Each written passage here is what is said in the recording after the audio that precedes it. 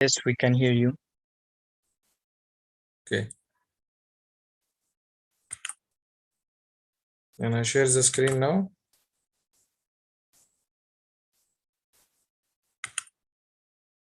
Can you see the PowerPoint?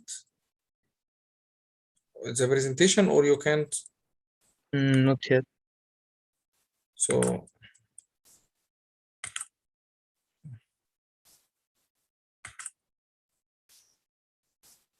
don't know.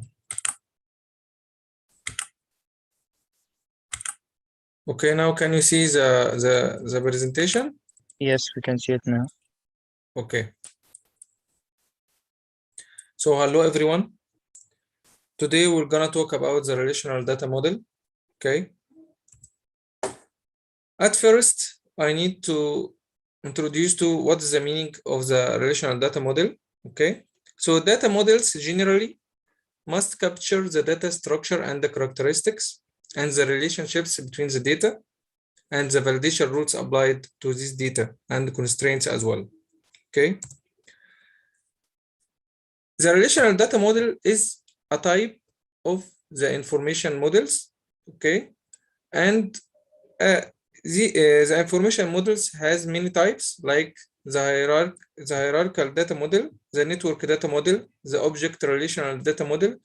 These were in the past, actually. So as the database people think about the data model, they reached today to the relational data model, okay, which is actually now applied in all the database softwares worldwide. Okay, so nowadays any database software is based on this model, the relational data model. Okay, this model has some basic elements inside it, like the concepts and the constraints and the relational algebra and relational calculus. In this webinar, we will focus on the concepts and the constraints applied to the data in this model. Okay. The first concept is the attributes. So an attribute is a characteristic of data. So this is a real world data feature modeled in the database. This will be presented as an attribute. Okay. So attribute, it is a data feature, so it has to have a name, and this name has to be relevant as possible for that feature. Okay.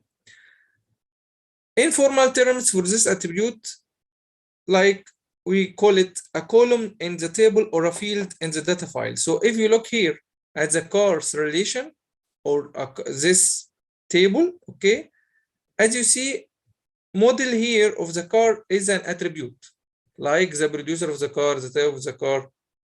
All this header is including attributes, different attributes inside the relation. Okay. So here, as you see, the header has attributes and the body has tubeless, and we will talk about them shortly. The second concept we'll talk about is the domains. So the domain is a set of atomic values of the same type. So the value is the smallest unit of data in the relational model. If we go back here, you see this gray here, the color of the car is gray. This is a value. Okay. So you cannot decompose this value. Okay. This is the meaning of atomic. Okay. Okay. Like an atom, you cannot decompose an atom generally. So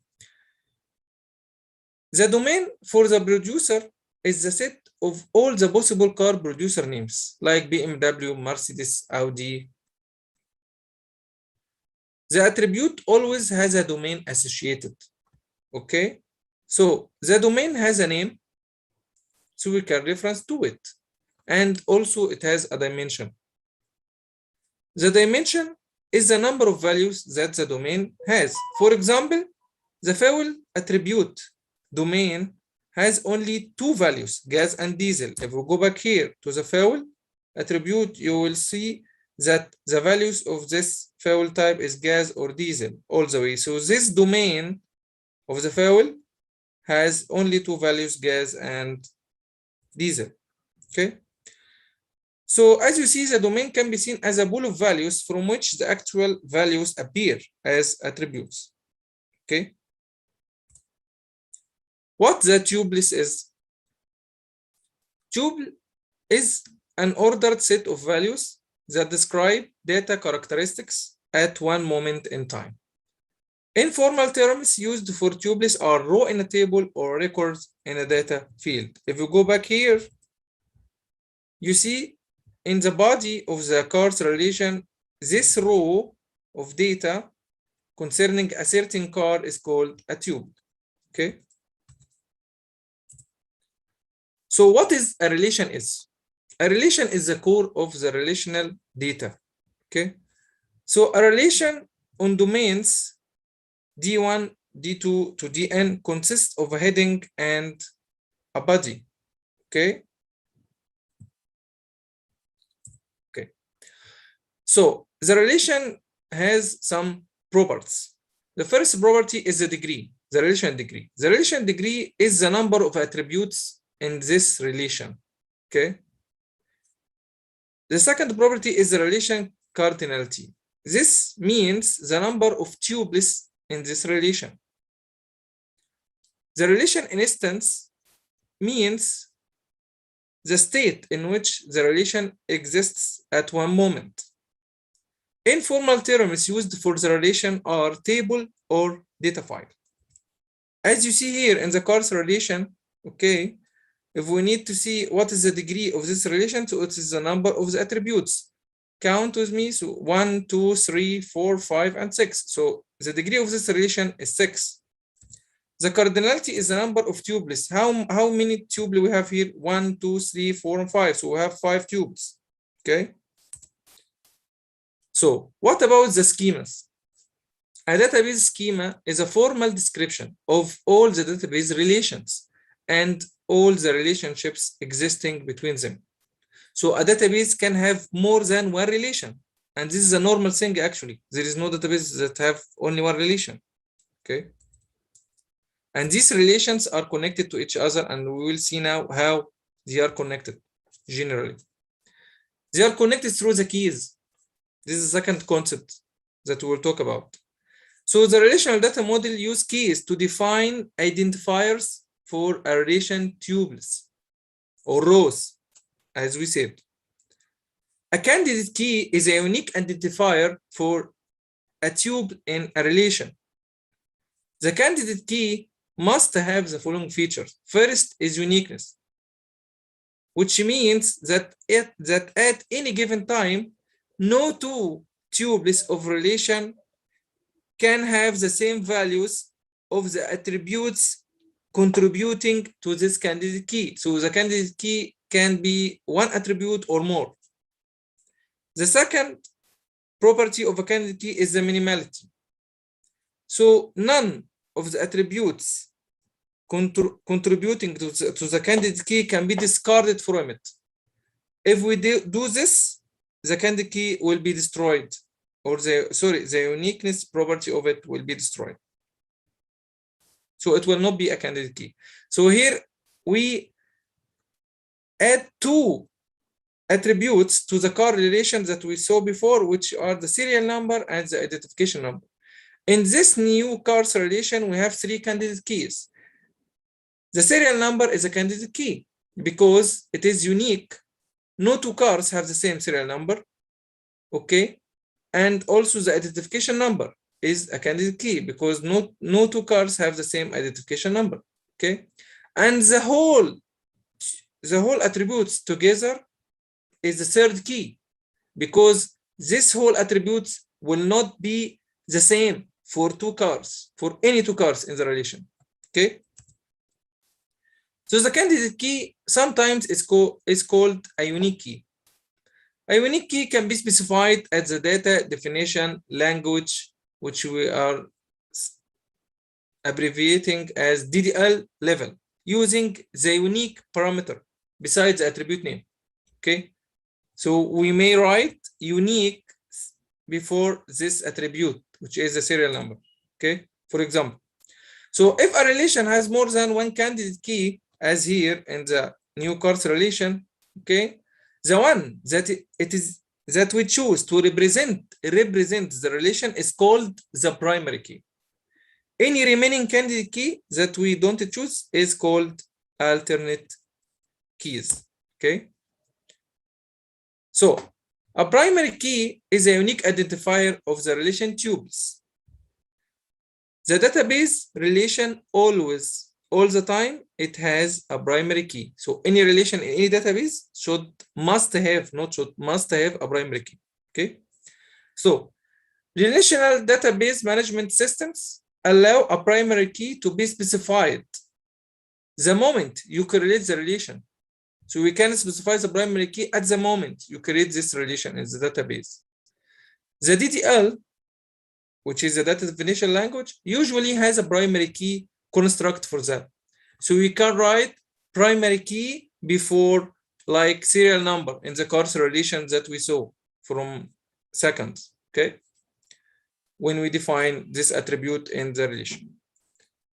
The primary key must be unique, okay, and not null for all the tuples from all the relation instance. So the primary key can't be null, which means no value, okay, and it has to be unique. So it will not be the same for any two rows or two tuples in the same relation, okay. So the primary key can be a single attribute or a combination of attributes, like we said, because the primary key at the end, it is a candidate key, and the candidate key, as we said, it has one or more attributes inside it. A surrogate key is an attribute like an ID with no meaning to the real world data, but at the same time, it have unique values. And so it can be used as a primary key because we said the primary key must be unique. So the surrogate key has the same property, so it can be used as a primary key. It is also referenced as an artificial key.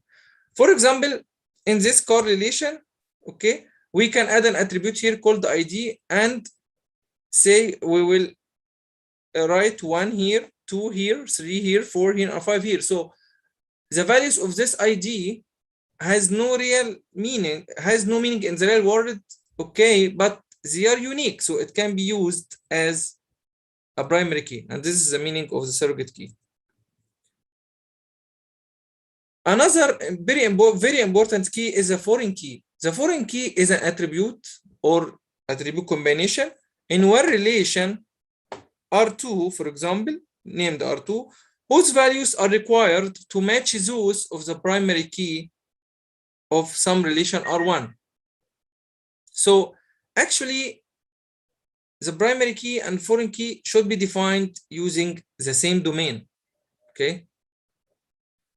Foreign to primary key matches represent references from one relation to another. You remember when we said that a database, any normal database has more than one relation. So how can these relations or two relations be linked to each other? This is done through the primary key and foreign key matching, okay? And so they are called the glue that holds the database together. This matching between the primary key of the first relation and the foreign key in the second relation, okay? So the DDL usually has a foreign key construct for defining the foreign keys. For example, this relation is the second relation in our database. It is called the owner's relation. The first relation was the course relation, okay?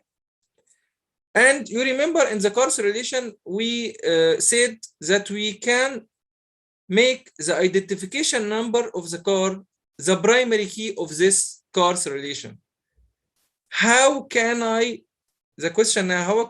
relate or link the owner's relation to the course relation? This is done by the foreign key. The foreign key here, the identification number, this is the primary key that we selected in the course relation. So by this matching between the primary key of the course relation and the foreign key of the owner's relation, we can link the two relations together. Okay.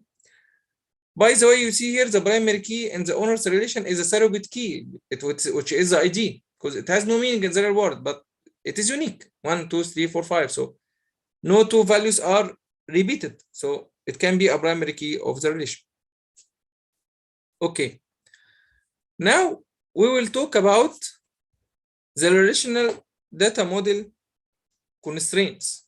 Okay. So in the relational data model constraint, we should consider the data integrity, okay, which can be achieved through the following constraints or rules. The first one here is the entity integrity constraint. What this constraint means? This constraint means that no attribute participating in the primary key of a relation is allowed to accept null values. You remember when we talked about the primary key, we mentioned that it cannot be null. Okay, it cannot be null. So this constraint is saying the same thing. Okay, and it's called the entity integrity constraint. The second constraint we have is the referential integrity constraint. I don't want you to be afraid of names. I'm just opening the topic with you. It is a very large topic actually. Okay, so the referential integrity constraint means that if a relation R2 has a foreign key matching a primary key of another relation, like we did now between the cars and the owners relations, okay, then every value of the foreign key in R2 or the relation number 2 must either be equal to the value of the primary key in some tuple of R1 or be null. Actually, for example, here in the owner's relation, the foreign key is the identification number, as we said. This attribute value must have matching values in the car's relation. It makes sense, right? Because in the owner's relation, the identification number of the car is a foreign key. It should match the primary key in the car's relation, which is the same, the identification number also. Because we said that the primary key and the foreign key should have the same domain. So they are actually the same attribute, but in two different relations, playing different rules. In the first relation, they are playing the primary key rule. In the second relation, they are playing the foreign key rule. Okay. So here it is saying that the person must own an existing car to become an owner, actually. That makes sense. The third constraints type in the relational data model is the semantic integrity constraints. So a semantic integrity constraint refers to the correctness of the meaning of the data. For example, the street number attribute value from the owner's relation must be positive. Why? Because the real world street numbers are positive. So we cannot write negative street number. This is not what we see in our world, actually. Okay. The first type of this semantic integrity constraints is the domain constraint.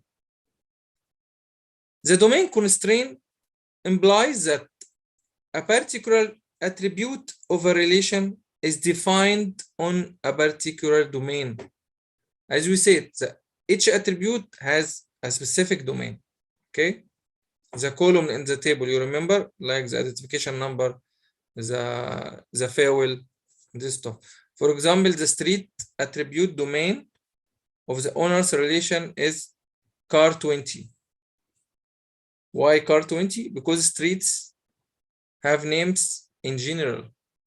So car 20 actually,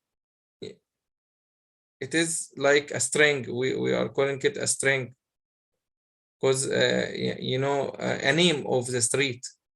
It has ABCs and maybe letters and maybe numbers in the street name. So this car 20 is defining this type of an attribute, or the domain of the attribute actually. So still in the domain constraint. So a format constraint might specify something like a data value pattern. What is meant by a data value pattern? For example, the identification number attribute values must be of this type: XX99XXX, where X represents an alphabet letter A, B, C to Z, and 9 represents a digit. So we can put this constraint, format constraint, on the identification number attribute. So any value must match this pattern of the value. Okay, and this is the meaning of the format constraint. And any other format will not be allowed actually to be entered in this attribute values. The range constraint requires that the values of the attribute lie within the range values. So, for example, the fabrication year attribute of the car, these values, the values of this attribute might range between 1950 and 2010. Okay, so if you tried, for example, to enter 2011 as a value of this attribute, the database will not accept it. It will give you an error. Okay, if you put this constraint in advance in the database and you tried later to enter a value outside this range, you will not be allowed to do this. Okay. Okay. The second constraint type of the semantic integrity constraints is the null constraint. What is meant by this constraint?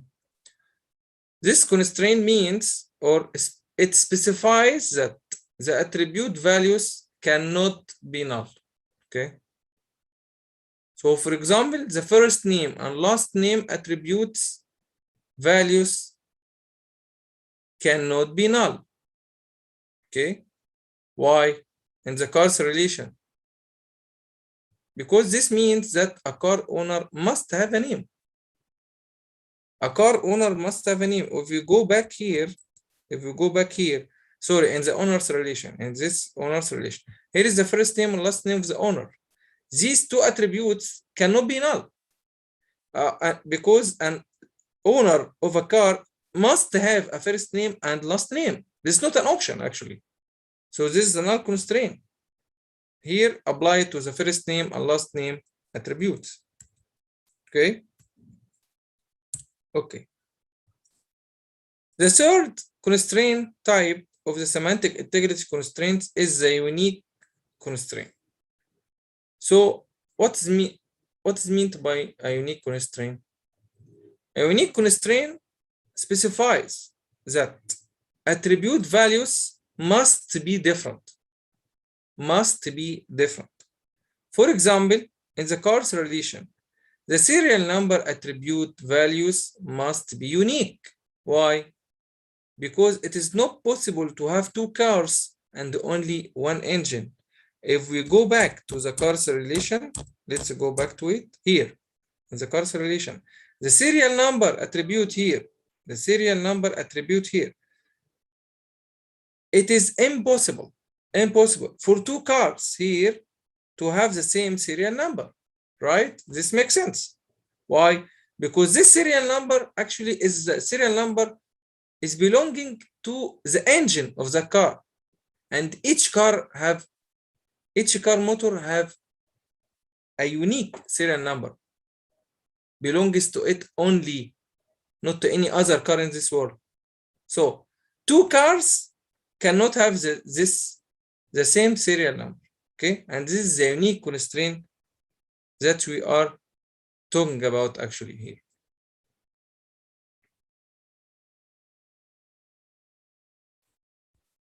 Okay,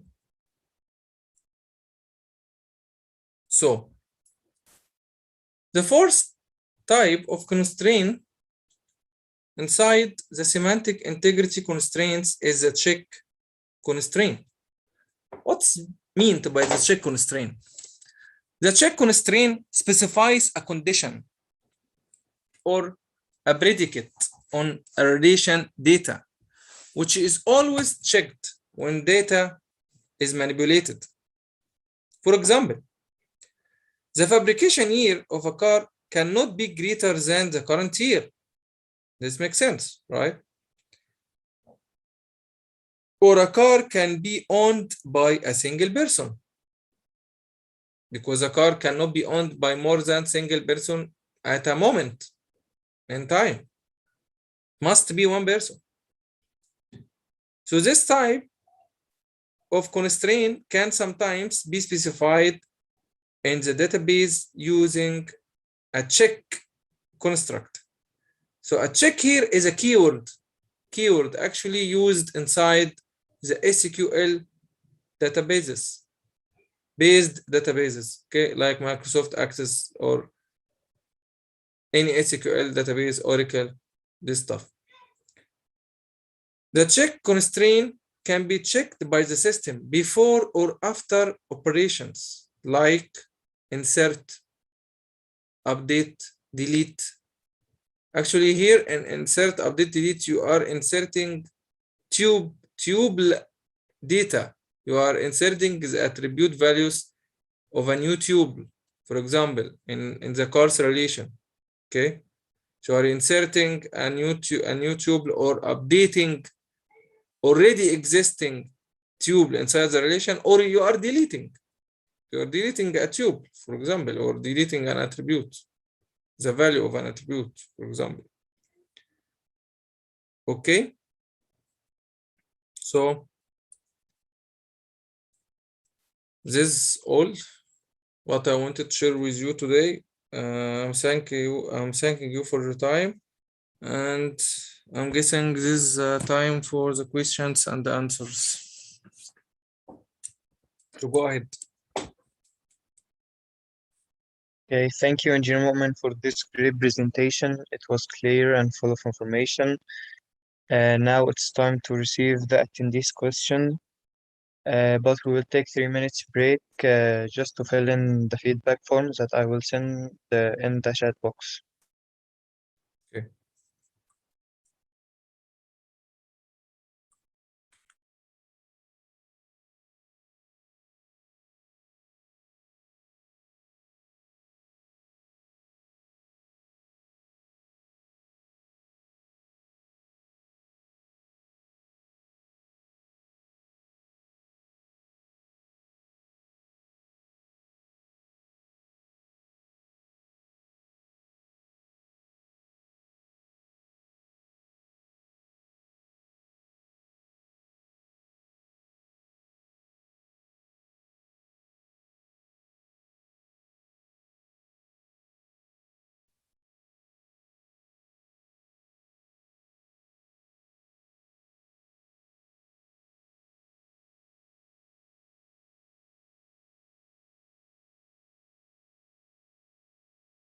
If anyone has a question, please type it in the chat box.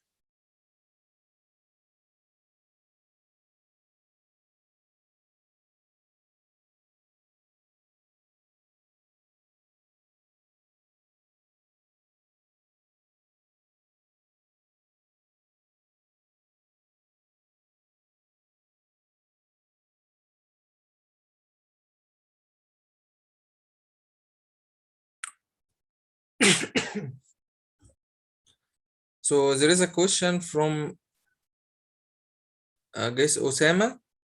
Okay. Yes, I will. We will discuss the questions in 2 minutes just to give more time for people to Okay. fill in the feedback form. Okay.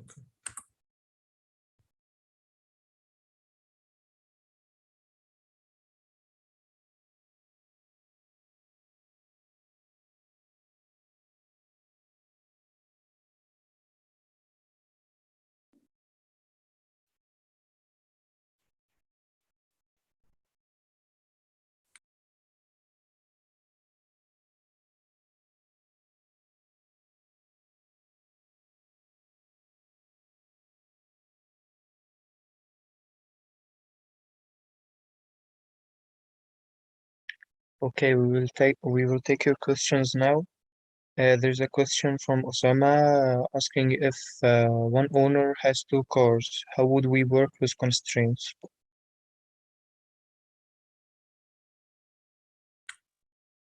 Okay, for Osama, if an owner has two cars, okay, so these two cars will be entered here as you see in the cars relation, okay? But when we go to the owners relation, okay, let's go to it. Okay, so here, okay, we will enter the first name and last name of the owner of the first car, and it will be the same for second car. Actually, there is no problem here in this. Why? Because the first name and last name in the owners relation is not the primary key of this relation. So they can be repeated. They can be repeated. Okay. So no problem with the constraints here actually. I hope this answers your question. So this is the first question actually. Okay, anyone wants to ask any questions?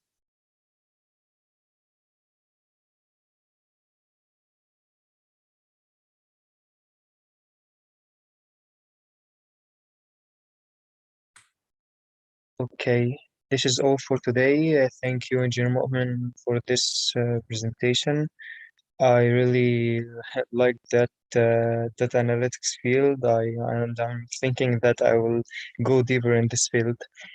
Thank you all for attending today's webinar and see you on our next webinars. Thank you. Thank you. Goodbye.